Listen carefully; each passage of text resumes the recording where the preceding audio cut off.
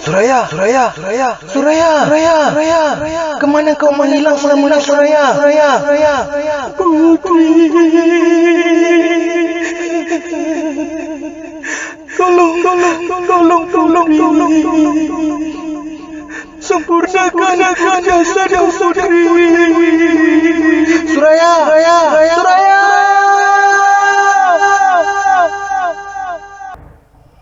Para pendengar cerita seram The Haunting Cruise dan PN, kisah yang akan dikongsi pada malam ini bertajuk Menjelma Semula.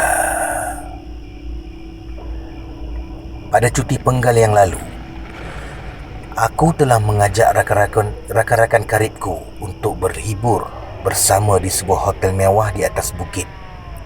Jam sudah menunjukkan pukul 10 pagi. Kami selamat tiba di hotel yang mampu membuatkan perasaan kami membuak-buak keterujaan.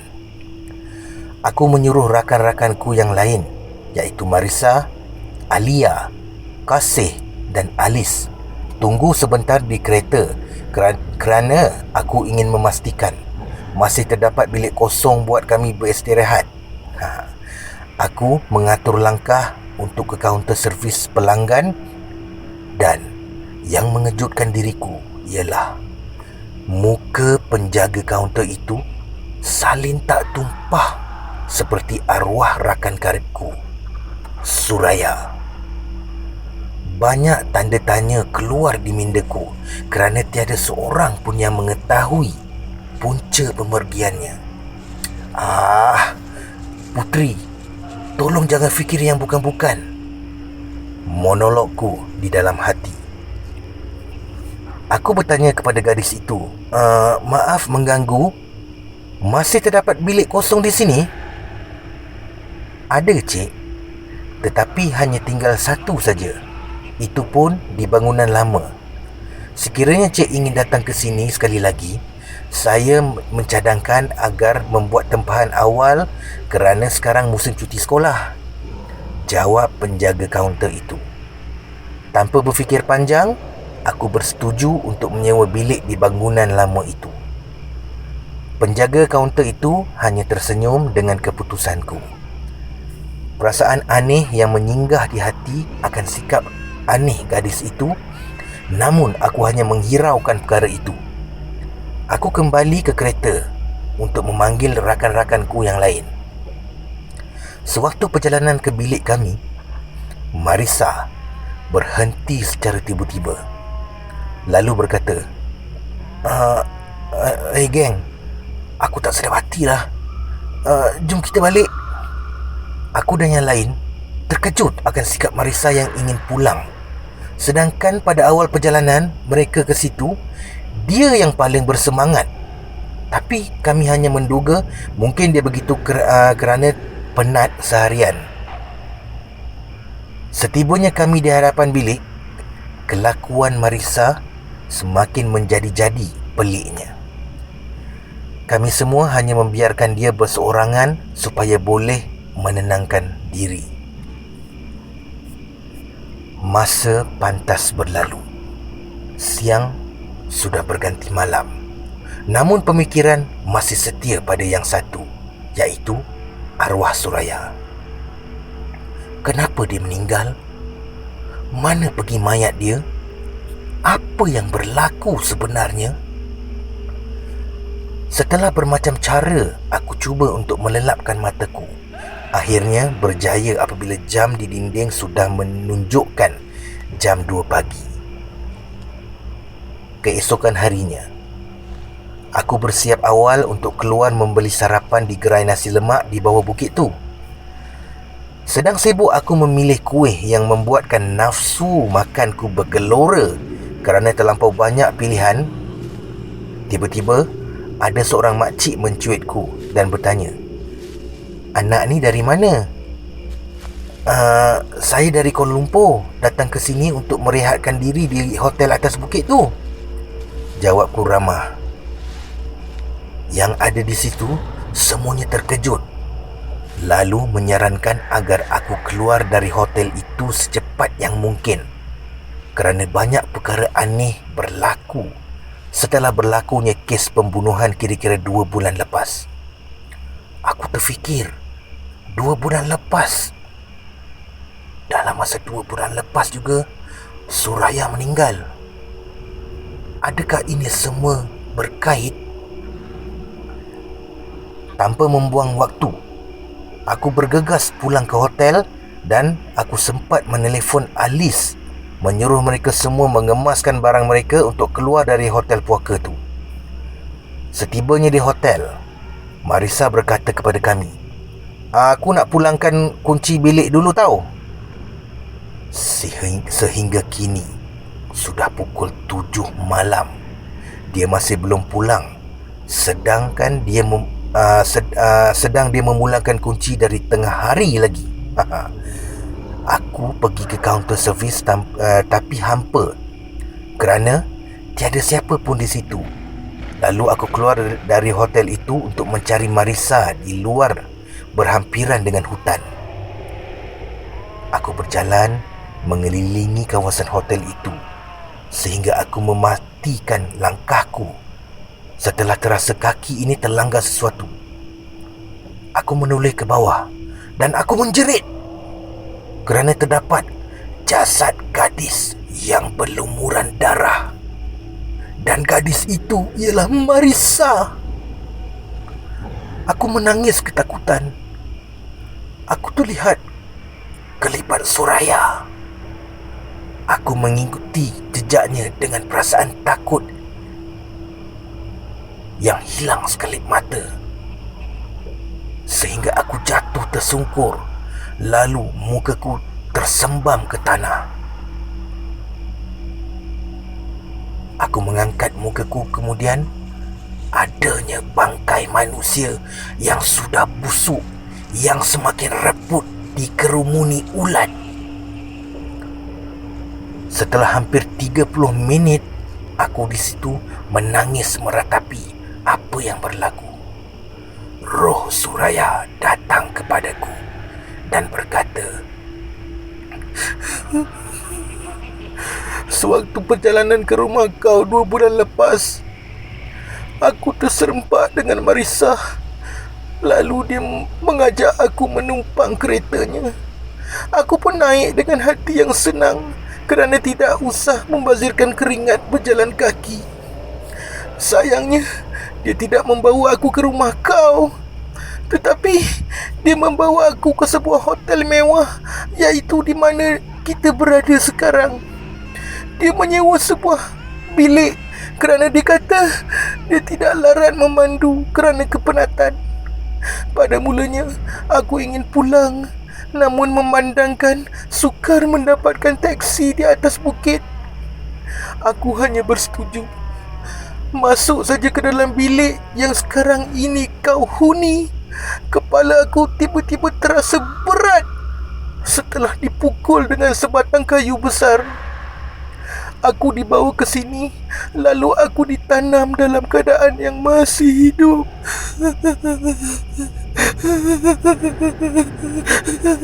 Aku tidak tahu apa salah aku. Aku minta maaf kerana aku yang mengganggu kau selama ini. Kerana aku ingin kau tahu sebuah kebenaran yang telah lama kau cari, bukan? Tolonglah aku."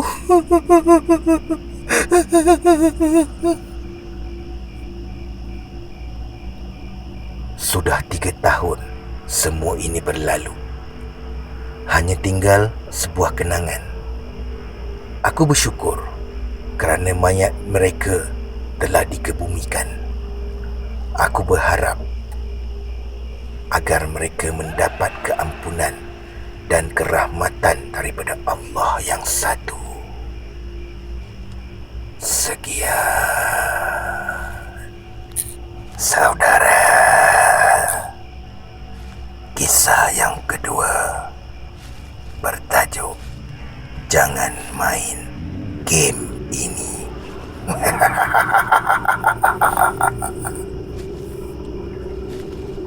Kelihatan seorang gadis sedang menyusun buku di perpustakaan sekolahnya.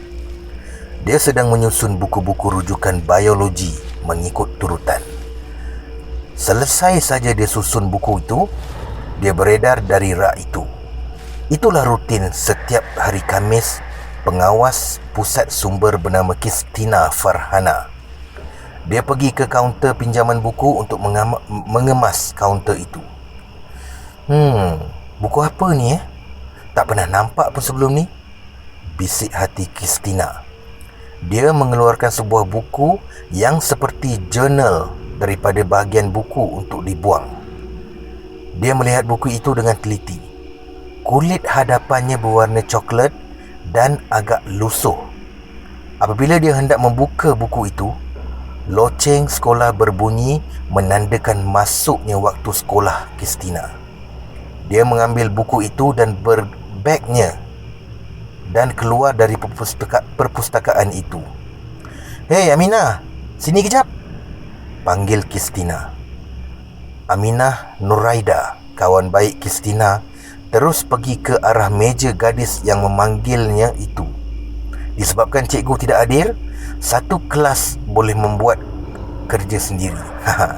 Kristina menunjukkan buku yang dijumpai di perpustakaan pagi tadi. Aminah melihat buku itu dengan sifat ingin tahunya yang tinggi. Game of Charlotte's Web. Awak nak main tak? Macam seram aja. Lagipun buku ni dah beritahu dengan jelas, don't play this game. If you want to, play at your own risk. Takutlah, kata Aminah dengan nada yang takut. Kristina menggeleng kepalanya lalu berkata, "Alah, jomlah. Saya nak cuba. Nak dapatkan inspirasi untuk novel saya. Lagipun, dia perlukan 2 orang. Please, Aminah. Kali ni aja. You are my bestie, right?" Aminah mula rasa serba salah, ingin mengikuti Kristina atau tidak. Lepas dipinta oleh Kristina lebih lagi, Aminah setuju mengikuti Kristina. Sesungguhnya mereka tidak tahu apa yang menanti mereka. 3 hari kemudian, Kristina dan Aminah masuk ke dalam rumah yang terbiar lama. Mereka masuk ke dalam sebuah bilik yang tidak mempunyai tingkap. Okey, mula-mula kita kena susun semua ni ikut urutan dia. "Awak ada bawa patung tu kan?" tanya Kristina. Aminah terus mengeluarkan sebuah patung beruang berwarna coklat dari bagnya. Patung tu akan digunakan sebagai hadiah kepada dia nanti. Mereka pun mula mengemas perabot yang berdekatan mengikut panduan yang berada di dalam jurnal kosong itu. Akhirnya, mereka selesai mengemas dan mengambil tempat masing-masing. "Ingat Aminah, kita mesti pandang cermin saja, faham?" Kristina mengingatkan kawannya tentang pantang larang permainan Charlotte's Web itu. Aminah mengangguk tanda faham. Mereka pun duduk di kerusi kayu yang agak usang dan menghadap cermin besar di hadapannya. Mereka memandang satu sama lain sebelum memulakan permainan itu. "Kami mahu bermain Charlotte's Web. Kami mahu bermain Charlotte's Web. Kami mahu bermain Charlotte's Web." Satu bilik itu bergema dengan suara mereka menyebut mantra itu. Tiba-tiba, lampu suluh yang mereka bawa terpadam sekejap dan kemudian menyala semula. Apabila mereka menyuluh cermin itu, seorang budak kecil lebih kurang 7 tahun yang memakai baju berwarna putih. Mukanya tidak kelihatan kerana ditutup dengan rambut hitamnya yang panjang. Pastinya itu Charlotte. Budak kecil itu pun mengambil mainan di belakang mereka. Tandanya dia gembira. Kristina memulakan perbualan dengan menyapanya. Budak itu membalas sapaan Kristina dengan ramah. Mereka pun mula bertanyakan soalan kepada Charlotte. Soalan seperti apa keputusan SPM nanti dan siapa bakal suami mereka nanti, ditanya sekawan itu. Semakin lama, ketakutan mereka semakin berkurang. Charlotte, siapa yang Aminah suka di sekolah kami? Tanya Kristina. Dia ingin tahu siapa yang kawan baiknya suka. Teman lelaki awak. Kristina terus berpaling ke arah Aminah kerana tidak puas hati dan memarahi Aminah. Aminah, betul ke? Tanpa dia sedari, dia telah melanggar salah satu pantang larang permainan itu, mengalihkan pandangan dari cermin. Tiba-tiba, Charlotte hilang dan jeritan bergema di bilik itu. Kristina yang sudah takut terus melarikan diri meninggalkan Aminah. Tetapi Kristina terus dibawa ke sebuah tuil besi. Badan Kristina dengan cepatnya ditembusi tuil besi itu. Aminah menjerit melihat kawannya yang tidak berdaya lagi. Tanpa membuang masa, dia terus meluru ke arah pintu keluar. Tiba-tiba, lembaga Charlotte muncul di hadapannya. Matanya berwarna merah dan memandang Aminah dengan garangnya.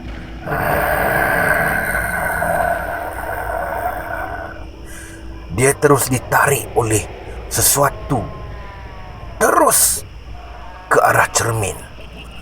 Aminah menjerit dan berdoa agar dielakkan semua ini. Tetapi sudah terlambat.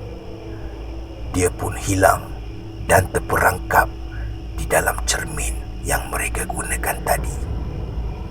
Keesokannya, berita tentang kehilangan Aminah dan pembunuhan Kristina tersebar.